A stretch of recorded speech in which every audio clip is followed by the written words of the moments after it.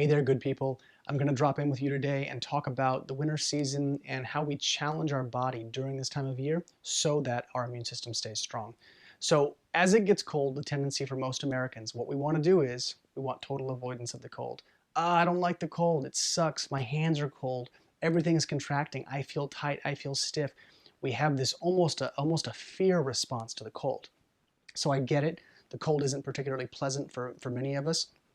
But at the same time, Chinese medicine is a naturalistic philosophy, and what it stipulates is that the human organism needs to interface with the cold during the winter.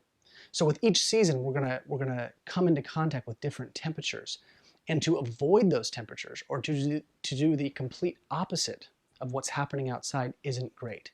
So this isn't to say that you shouldn't stay warm during the winter. You absolutely should. You don't want to just let the cold encroach, and I'm not advocating for you to go to your backyard and to camp out the entire winter. That's not what I'm saying. We do need fire. We do need warmth. We do need to have the heater on. But there's a couple key ideas we want to think about. According to Chinese medicine, the human organism, part of its defense, part of its resiliency is predicated on challenge. We have got to interface with the cold during the winter for our body's natural biofeedback system, for its natural defenses to kick up.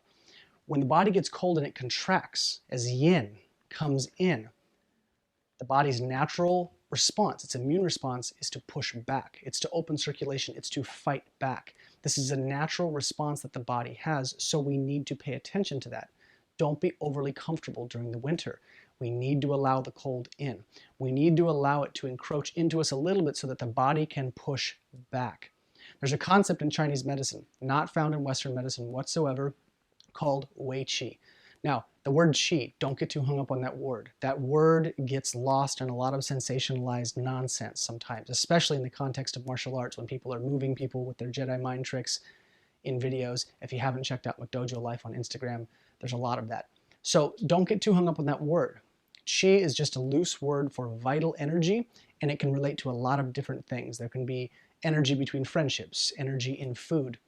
So the idea is this.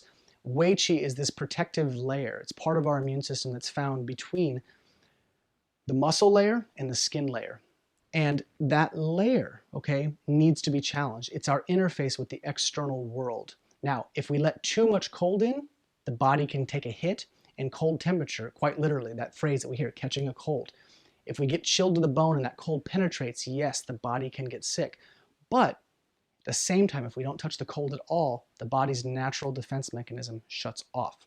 So many of us can relate to this in terms of Western exercise. We know that if we do not challenge our muscles as we age, they will shrink and atrophy. After the age of 40, for many of us, we have to do strength training just to maintain muscle mass.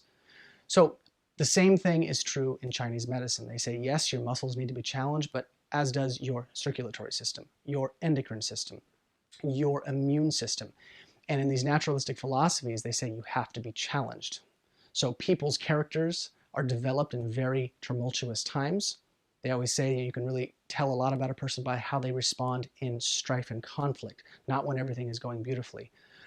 Excuse me. So the idea is we need the challenge during the winter. We need to let our bodies interface with the cold. So what does this look like in real time? What I say to my clients is go for nightly walks. Bundle up, stay warm, but don't wear so many clothes that you can't feel the cold. It's very good for you to feel the cold and have to move a little faster so that you stay warm. This is a beautiful thing. This is the body's natural way of getting the blood moving as things are contracting and wanting to be stiff.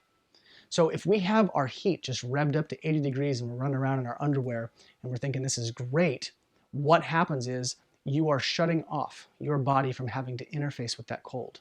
So I know it's counterintuitive for a lot of Americans to think that we should let the cold even touch us, but we absolutely need it. And your immune system, your body's natural intelligence will thank you if you allow the cold to interface with you. So nightly walks, doing your mind-body practice outside, keeping your layers on, of course, but allowing the cold in. We need to have periods where we get a little bit chilled. We feel that cold come in, and then we warm back up.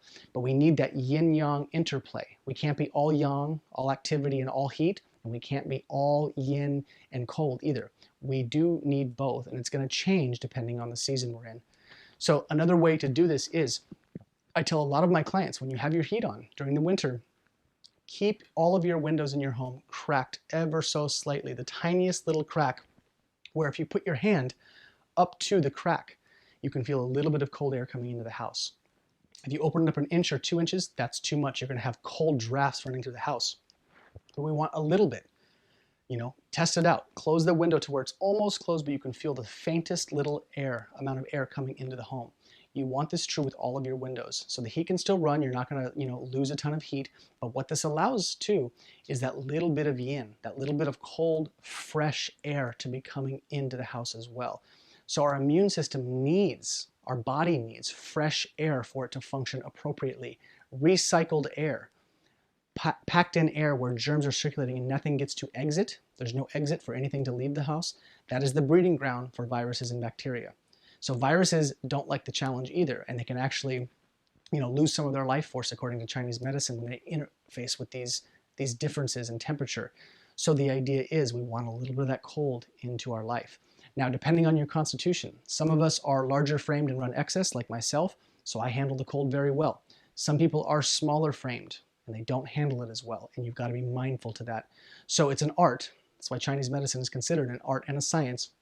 You've got to interface and test it out. What's the appropriate amount of cold for you? How much do you need?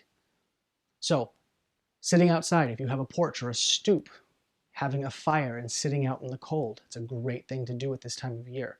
So the takeaway here is don't run from the cold. We need it for our bodies to adapt. We need to be challenged so those stressors and that adaptogenic response can be built inside of us. We also see this in adaptogenic herbs. So herbs that can regulate excess or deficiency and modulate stress in the body are grown in really harsh climates. Goji berries, for instance. Drought, flood, heat, dryness, wetness, all kinds of different weather conditions.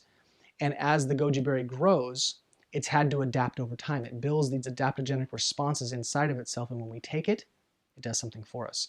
So we want to think of it like this. We want to think about how these foods can benefit us in regards to that idea, and then how can we do the same thing with our bodies? How can we put ourselves into these situations where we are challenged by the external environment so that the natural order of the body can stay in alignment with the season that it's in? If we can do that, when spring comes around and the circulation kicks back up and our tendons start to get looser, our bodies have been tuning to what was happening in the winter. We've been interfacing with the cold. It's a naturalistic philosophy. We should be connected with that so that when the next season comes around, our bodies are on point. And this is true with each season. There are certain things that we should be doing in the spring, certain things we should be doing in the summer and the fall, and then the cycle goes on and on until we leave this earth. So, don't run from the cold this winter. Interface with the cold. Find out how much is good for you, but you do need to touch it. And the areas that you want to protect, okay, according to Chinese medicine, that are good for the immune system while you are interfacing with the cold is keep your ankles warm, your low back, the base of your neck, and the back of your neck, and the top of your head. If you keep these areas warm, you're good to go. So just don't let that cold in. If cold does get in and you feel like you have a chill, make sure that you sufficiently warm up afterwards. But the interplay between that challenge of, ooh, it's cold, and it feels good to be warm, that's a very good thing to be happening right now. So hope this finds you well. Thanks for your time.